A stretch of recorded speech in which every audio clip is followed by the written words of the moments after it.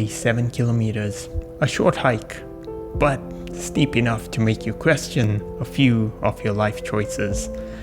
This hike comes in at around 770 meters of elevation gain, and there's a lot of stairs, a little scrambling, but views that remind you why you kept climbing. But for me, the mountains bring a sense of reverence that's hard to describe, because sometimes we don't climb a mountain to escape life, we climb it to remember how to live it.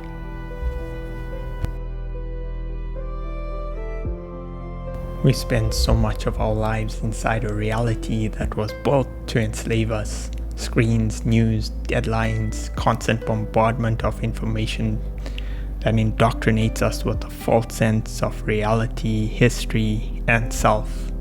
Constant noise telling us what to think, what to fear, and what to want, until we slowly lose our sense of direction in life.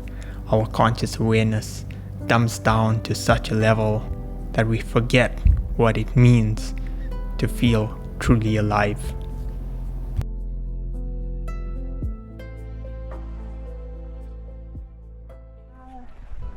Third thing this way.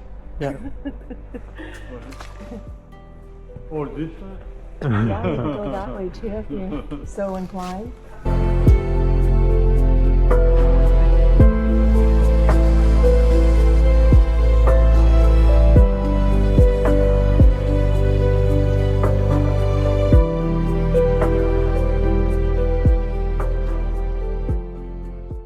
When you step into nature, something changes. The trees don't care about your deadlines, the mountains don't care about your status, and the forest doesn't need you to tell it how to exist.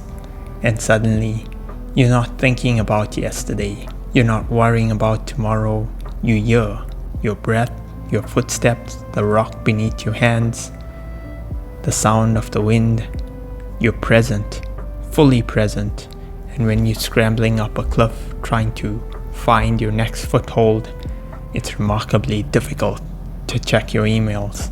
Nature has a beautiful way of putting a foot in the door we've slowly been closing between ourselves and conscious awareness.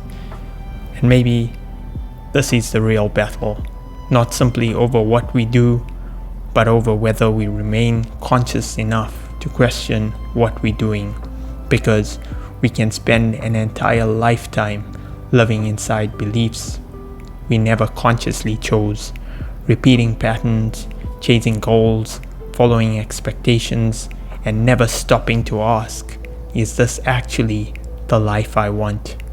Nature doesn't give you all the answers. She simply creates enough silence for you to start asking better questions, and perhaps that's where the awakening begins.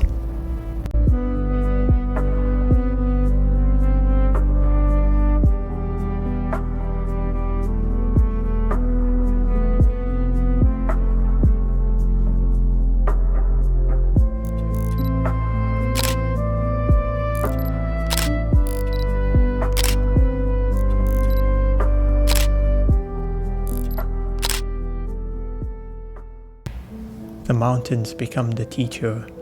The steep climbs teach us perseverance.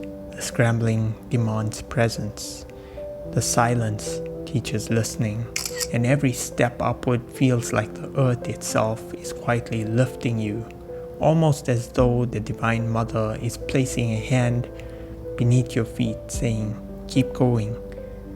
Not because you need to become someone else, but because there is something within you you've been too distracted to meet.